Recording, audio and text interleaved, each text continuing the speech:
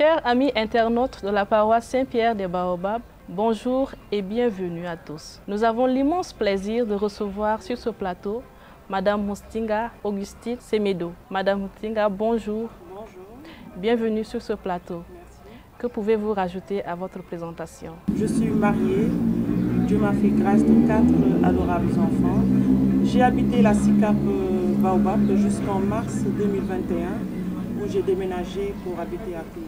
Parlez-nous un peu de vous et de vos activités paroissiales. Donc dès mon jeune âge, j'ai fréquenté le mouvement CVAV de la paroisse et le groupe charismatique. Après, j'ai toujours eu une passion, un amour fou pour la louange, le chant choral. Donc j'étais pressée d'intégrer la petite chorale. Malheureusement, les répétitions se faisaient aux mêmes horaires que la catéchèse. Donc juste après ma première communion, j'ai intégré également la petite chorale pendant des années. Ensuite, j'ai été responsable de ma CEB, la CEB Sainte-Germaine de Baobab. J'ai été la plus jeune d'ailleurs parce que je pense qu'il n'y a pas eu de plus jeune responsable de CEB. C'était à l'âge de 33 ans. Et ensuite, en quittant la paroisse, j'étais membre du groupe des lecteurs de la paroisse depuis 20 ans.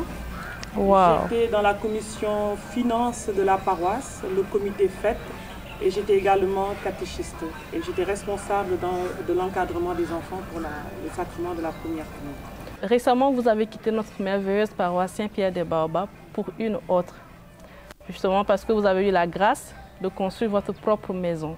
Quel est votre sentiment? Un sentiment de joie, je dirais, et de fierté, parce que voilà, c'était un projet d'avenir et une priorité parmi nos projets. Donc il fallait dépasser cette étape pour mieux se concentrer sur d'autres. De nos jours, construire sa propre maison n'est pas chose facile. Quel conseil donneriez-vous à la jeunesse paroissiale? Le conseil que je donnerai à tout jeune paroissien de Saint-Pierre de Baobab, c'est que dès qu'ils auront des ressources, bien sûr, de penser à faire un PEL et de s'engager dans les coopératives. Voilà, parce que c'est maintenant, c'est quelque chose qu'il faut prévoir dès maintenant. Et on pense toujours que c'est éloigné, que nous Rufisque, mais plus on avance, plus ils iront encore plus loin. Je me rends compte que beaucoup de personnes attendent l'âge de la retraite pour construire et ils ne profitent pas trop de leur maison. Et il y en a qui, même avant de terminer la construction, malheureusement décèdent.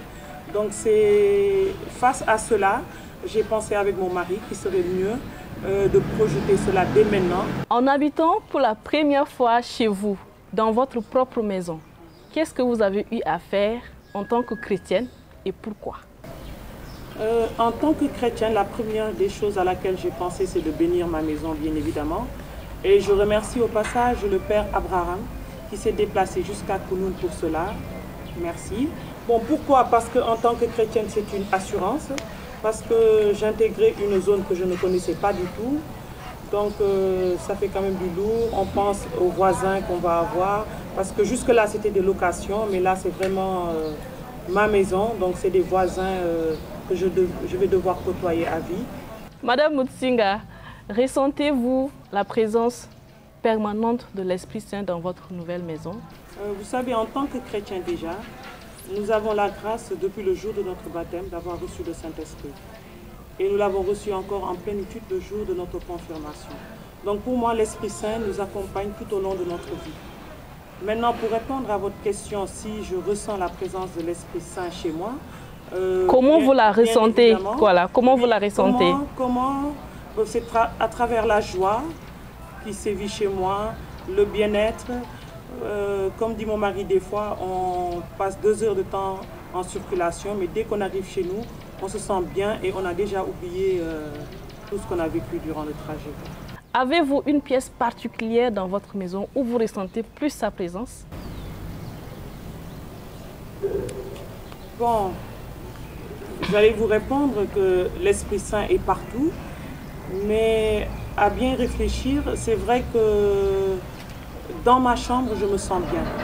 Parfois même, je me dis que je suis trop dans ma chambre, je vais dans la chambre des enfants, sur le canapé, Mais je me relève tout de suite pour retourner dans ma chambre. Je m'y sens bien. J'y sens une certaine fraîcheur. Donc voilà, c'est la présence de l'Esprit Saint. Chers fidèles, lorsque nous bénissons nos maisons, nous invoquons la présence de l'Esprit de Dieu. Nous lui demandons de bénir notre maison et de bénir nos familles. Apprenons à découvrir sa présence. Madame Mutsinga, nous avons eu le témoignage d'un chrétien qui a acheté un tableau apporté chez lui. Grande était sa surprise que le jour, le tableau est là, mais la nuit, le tableau se transforme en monstre. Que pensez-vous des objets que l'on apporte chez soi? C'est vrai que trop souvent, on ne fait pas attention aux objets d'art que l'on achète et qu'on rapporte à la maison. On regarde juste l'esthétique. Je prends l'exemple de la Vierge Marie qui parfois est mal représentée parce que dans certaines images, le serpent est au-dessus de ses pieds alors que sa position c'est en dessous. Mais par rapport à ça, je dirais juste, c'est là l'importance de bénir vraiment tous les objets que nous achetons avant de les placer chez nous.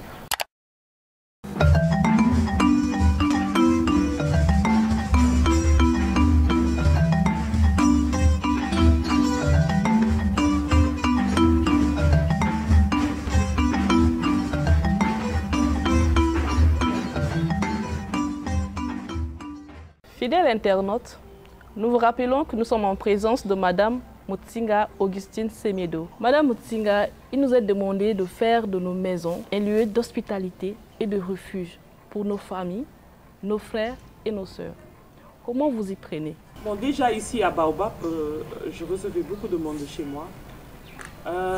Comment je m'y prends? Mon mari comme moi, nous avons toujours été très accueillants. Et c'est la même chose au sein de Kounoune, puisque je crois que depuis que j'ai aménagé là-bas, eux-mêmes, ils sont étonnés du nombre de personnes qui viennent. Tous les week-ends, je reçois du monde. J'ai même eu la joie de recevoir la chorale Notre-Dame de Fatima, qui a passé la journée chez moi. Donc les gens, ils voient des mini-cars devant chez moi. Mon mari me dit, ils doivent se demander qui on est, quoi. Donc en même temps, j'ai parlé aux prêtres, ils ont eu à animer la messe et on a passé une belle journée avec eux. C'est un exemple parmi tant d'autres.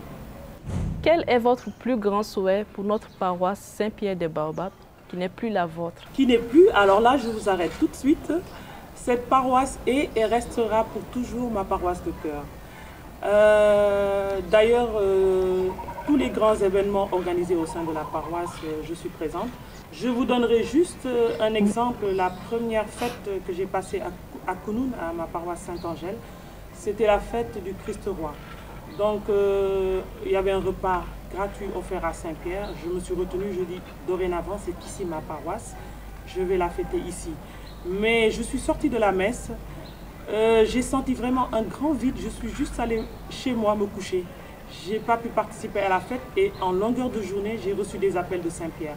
Du coup, je me dis, mais qu'est-ce que je fais ici? Tout ça pour dire que je ne raterai plus les grands événements de la paroisse Saint-Pierre des Baobabs, qui, je le dis et répète, reste ma paroisse de cœur. Avez-vous un dernier mot? Bon, mon dernier mot, j'espère qu'un jour, on aura le plaisir de découvrir l'équipe technique, c'est-à-dire tous ces gens qui se cachent derrière cette émission, pour savoir déjà comment vous fonctionnez et quelles sont les difficultés que vous rencontrez. Maintenant, je terminerai par dire que c'est avec beaucoup d'amour que j'ai servi ma paroisse à travers les différents secteurs d'activité que j'ai eu à occuper. C'est avec beaucoup de joie que j'ai servi mon Dieu à travers son Église. Je bénis le nom du Seigneur pour ce que j'ai été, ce que je suis pour lui, ce que je suis pour son Église. Encore merci à vous. Madame Mutsinga, nous vous remercions aussi d'avoir répondu à notre invitation. Chers paroissiens, amis jeunes, à l'exemple du couple de Mutsinga, n'attendons pas l'âge de la retraite pour penser construire nos maisons. En attendant un prochain numéro, veuillez répondre à la question suivante.